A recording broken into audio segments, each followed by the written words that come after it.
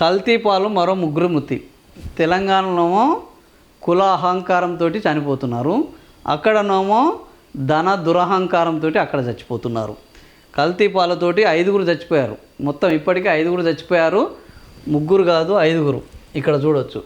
అంటే అది అధికార పత్రిక కాబట్టి అట్నే ఉంటుంది. నిన్ననే 4 చచ్చిపోయారని చంద్రబాబు నాయుడు చెప్పిండు, 3 చచ్చిపోయారని మళ్ళీ వాళ్ళు.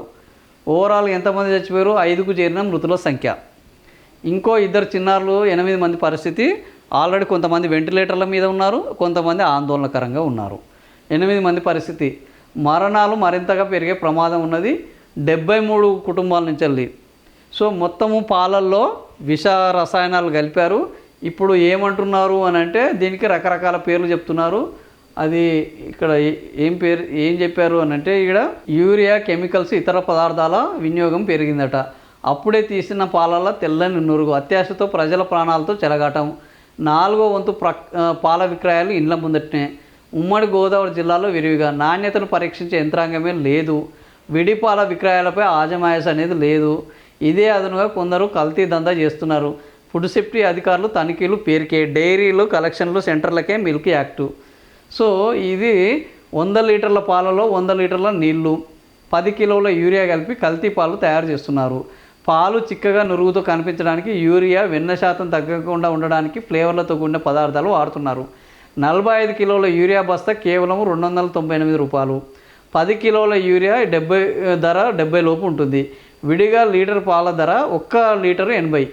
సో అనేక రెట్లు సొమ్ము వస్తుంది. అంటే 1 యూరియా 10 కిలోల 70 రూపాయలకు ఈ దాంట్లో ఎన్ని 100 లీటర్ల పాలలో 10 కిలోల యూరియాకు 100 లీటర్లు వస్తాయి. అంటే 80 × 100 8,000 రూపాయలు వస్తాయి, 80 రూపాయలతోటి. ఈ రకంగా కల్తీకి ఒడిగడుతున్నారు అని ఈ లెక్కలు క్లియర్గా అవుపడుతున్నాయి. మనం రైతుల యూరియా పక్కదారి పడుతున్నది, రైతులకు యూరియా దొరకట్లేదు బాబు అని మొత్తుకుంటున్నారు. ఆల్రెడీ కేంద్ర ప్రభుత్వము, కేంద్ర ఇంటెలిజెన్స్ వ్యవస్థ క్లియర్గా చెప్పింది, రైతు పక్కదారి పడుతుంది యూరియా, జాగ్రత్తగా ఉండండి అని. అయినా కూడా వీళ్ళు పట్టించుకోలేదు. ఆ యూరియా పక్కదారి పట్టింది.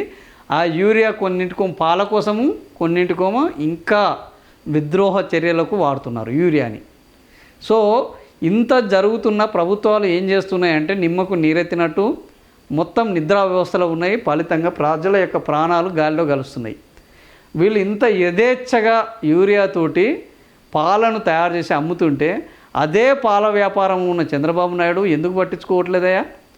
హెరిటేజ్ పాలు చేస్తున్నావు కదా, కనీసం ఈ పాలను అరికట్టాలి కదా. ఈ ప్రజల ప్రాణాలు పోతుంటే 10 లక్షల సొమ్ము ఎక్స్గ్రేషియా ఇచ్చారు. ఎవడు సొమ్ము? ఎవడు పాపం చేశాడు? దానికి పరిహారం ఎవడు చెల్లిస్తున్నాడు? పాపం చేసిందో ఈ దుర్మార్గులు. చచ్చిపోయిన వాళ్ళకు ప్రజల దగ్గర నుంచి కలెక్ట్ చేసిన డబ్బులు ఏదో నీ ఇంట్లో నుంచి ఇచ్చినట్టు నువ్వు నేను 10 లక్షలకు వాళ్ళకు నష్టపరిహారం ఇచ్చాను. ఏం మీ ఇంట్లో నుంచి ఇచ్చిరా? వీళ్ళ ఇంట్లో నుంచి ఒక్కొక్కరి నీ దగ్గర నుంచి 1 కోటి రూపాయలు పిండి వసూలు చేసి ఇవ్వండి. ప్రజల సొమ్ము ఎందుకు ఇస్తారు? వాళ్ళకు ఖచ్చితంగా న్యాయం జరగాలి. చచ్చిపోయిన కుటుంబాలకు న్యాయం జరగాలి. 10 లక్షలతోటి కాదు, 1 కోటి రూపాయలు ఇవ్వాలి. అది ప్రభుత్వ సొమ్ము కాదు. ఎవడైతే తప్పు చేశాడో వాని ఇండ్లని, వాని ఆస్తులని, వాని కంపెనీలని మొత్తం అటాచ్ చేసి వాడిని జైల్లో వేసి వీళ్ళ మొత్తం ఆస్తులు వాళ్ళకు బదలాయిస్తే అప్పుడు వాళ్ళ ఆత్మకు శాంతి లభిస్తుంది. ఇంకొక దొంగనా కొడుకులు ఇట్లాంటివి చేయకుండా ఉంటారు. అది కదా చేయాల్సింది. అసెంబ్లీలో ప్రభుత్వ సొమ్ము ఖజానాలో ఉన్నది కదా, 10 లక్షలు వేసేస్తాను, పాల దోపిడీదారులను నేను కాపాడుతాను. ఎందుకు? రేపు ఈ పాల దోపిడీదారుల తాట తీస్తే మన దొంగతనం ఏమైనా బయటపడుతుందని చంద్రబాబు నాయుడు భయపడుతున్నాడా? ఎందుకు ఈ ఇంత విషాహారం పాలని కూడా చివరికి పాలే పోషకాహారం అనుకొని పాల మీద ఆధారపడుతున్న వాళ్ళు పాలే ప్రాణాలు తీస్తాయన్న కాడికి తీసుకొని వస్తే పాల వ్యాపారం చేస్తున్న చంద్రబాబు నాయుడు మరి ఈయన దొంగతనం బయటపడుతుందని ప్రభుత్వ సొమ్ము పరిహారంగా ప్రకటించి చేతులు దులుపుకునే కార్యక్రమం చేస్తున్నారా? రేపు ఏం చేయాలి?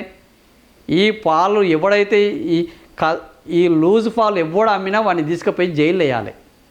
చట్టాన్ని అమలు చేయట్లేదు కాబట్టి ప్రతి పాల దాని మీద నాణ్యత లేకపోతే వానికి శిక్షలు విధించాలి.